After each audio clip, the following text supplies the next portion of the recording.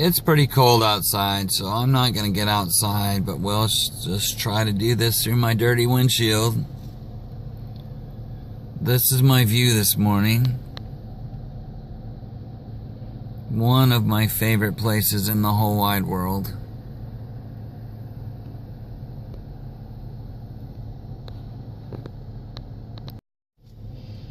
Hey guys, I just wanted to hit you up today, say a few things.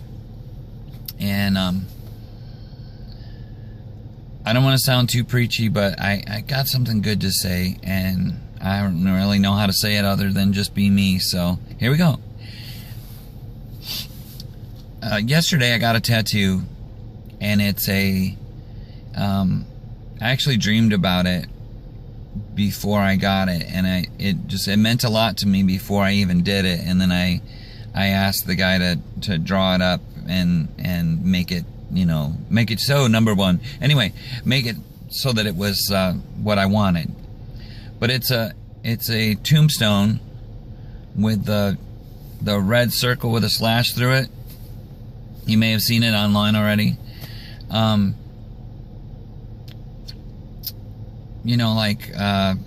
Do not die.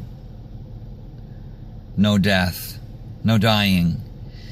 And I was thinking about that this morning, and I really love the tattoo, and it's very meaningful to me and encouraging, and hopefully in the long run will be a story to tell anytime someone sees that.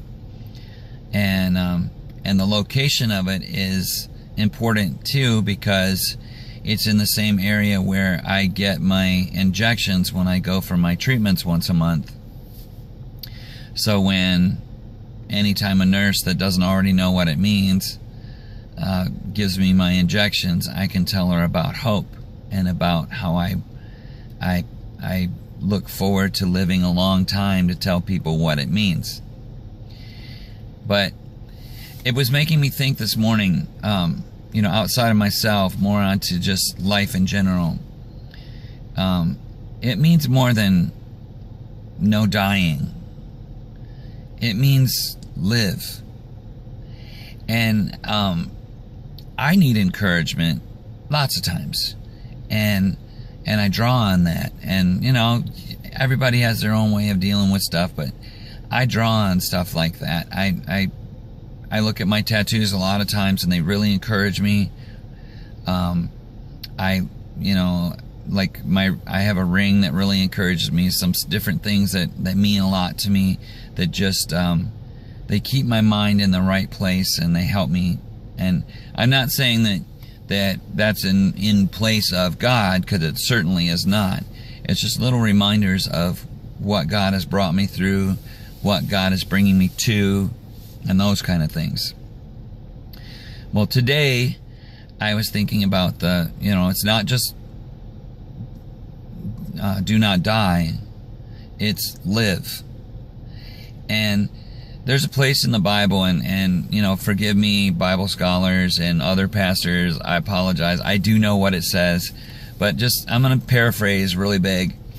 But the Bible says to occupy until I return, basically.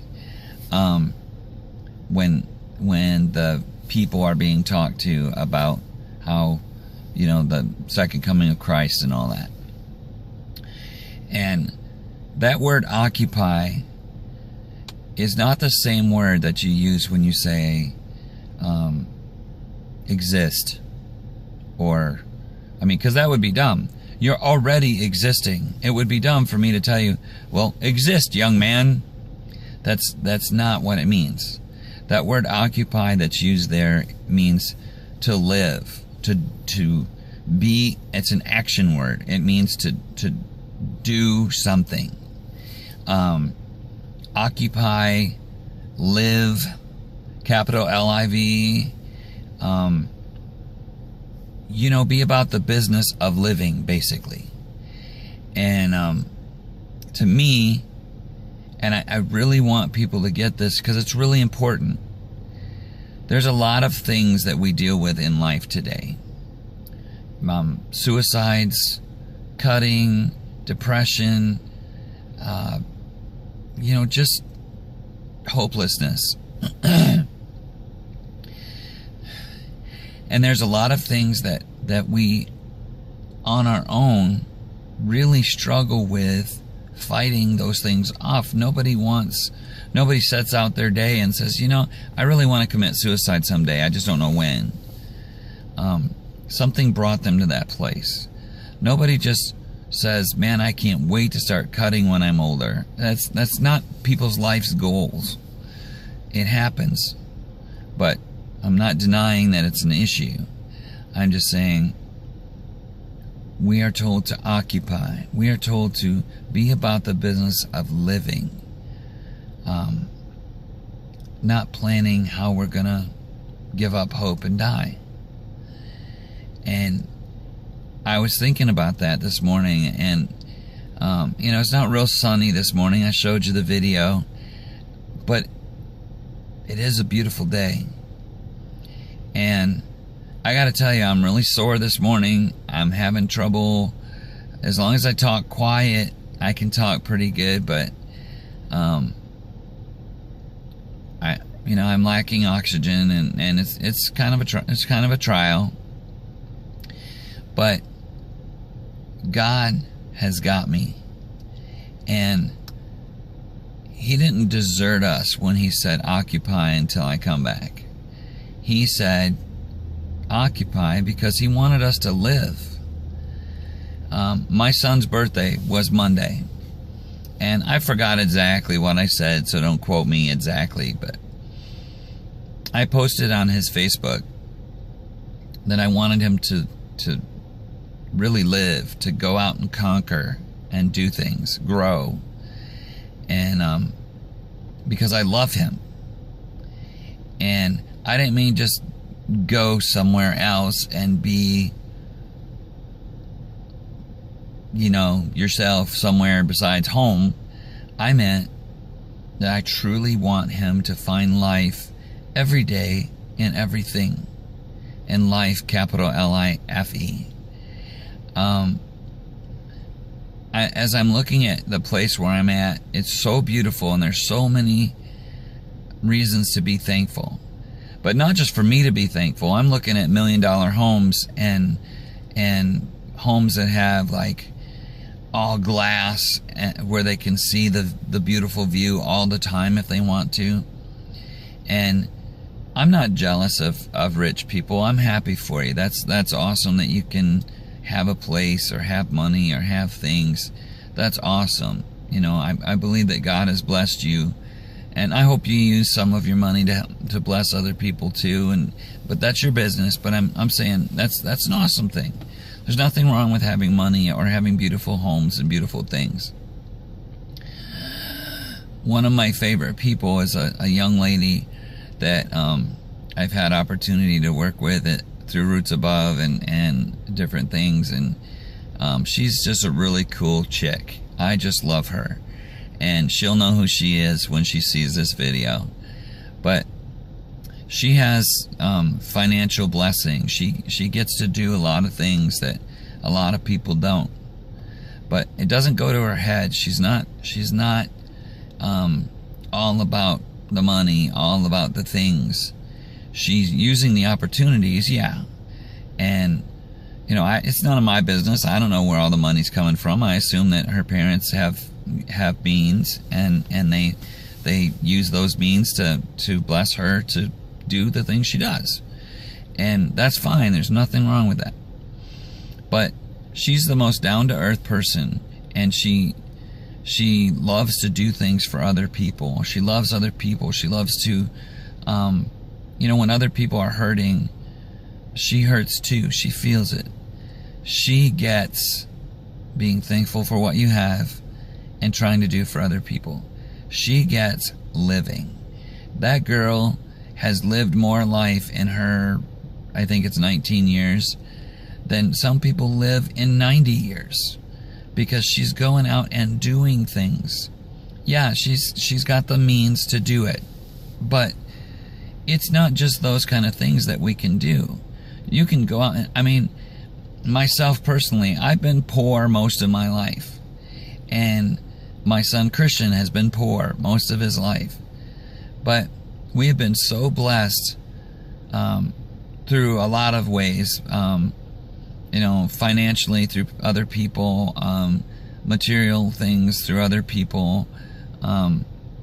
If you see me wearing something expensive, 9 times out of 10, it didn't come from me. Somebody blessed me with that. Or I just happened to be at Goodwill at the right time, and, something expensive was $6. God has really blessed me. Maybe not the same way as other people, but He's really blessed me. Anyway, I said all that to say this one thing. As I'm looking around at all this stuff and all these really nice homes and just beautiful things, I don't know how many of these people are truly living. I know that they have stuff. I know that in a way they should be happy because they have some really nice things.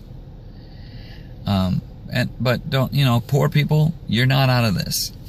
Poor people, I see you with a lot of things too.